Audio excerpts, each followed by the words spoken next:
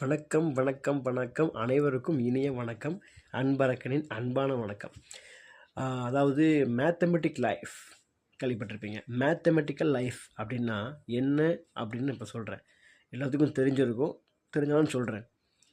அதாவது கூட்டல், கழித்தல், வகுத்தல் போன்ற பலவிதமான கணக்குகளை அடிப்படையாக கொண்டு தான் நம்ம இன்றைக்கி மேத்தமெட்டிக்கல் லைஃப் கணித வாழ்வு வாழ்ந்துக்கிட்டு இருக்கோம். நம்ம கூட்டல் நடக்குது, கழித்தல் கழிக்கிறோம், சேர்த்தல் சேர்க்கிறோம், பிரித்தல் பிரிக்கிறோம், வகுத்தல் வகுக்கிறோம். இத்தனை தல் இருந்தாலும் முக்கியமான தல் ஒன்று இருக்குது. என்ன தெரியுமா?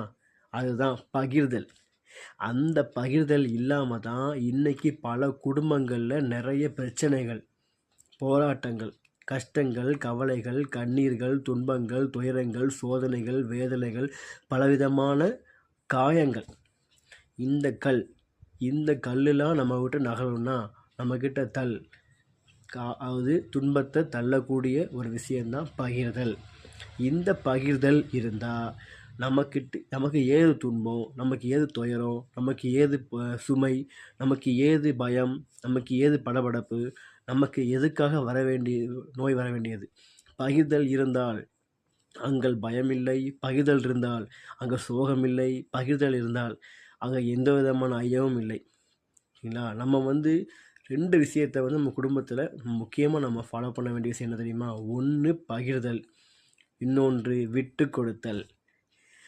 அதாவது எனக்கு பிடிச்ச விஷயத்தை நான் பண்ணுவேன், உனக்கு பிடிச்சது நீ பண்ணிட்டு போ அப்படிங்கிறது குடும்ப வாழ்வுக்கு அர்த்தமே இல்லை, அழகும் இல்லை.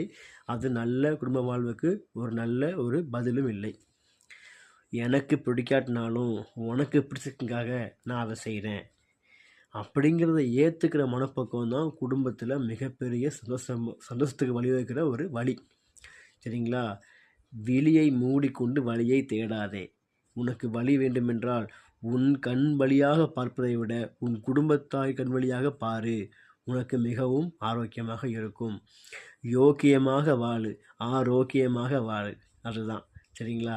ஸோ பகிர்தல் என்றைக்குமே தவிர்த்திடாதீங்க. உன்னை போல் பிறரையும் நேசி. பேசு முன் கொஞ்சம் யோசி. அன்பரக்கன்.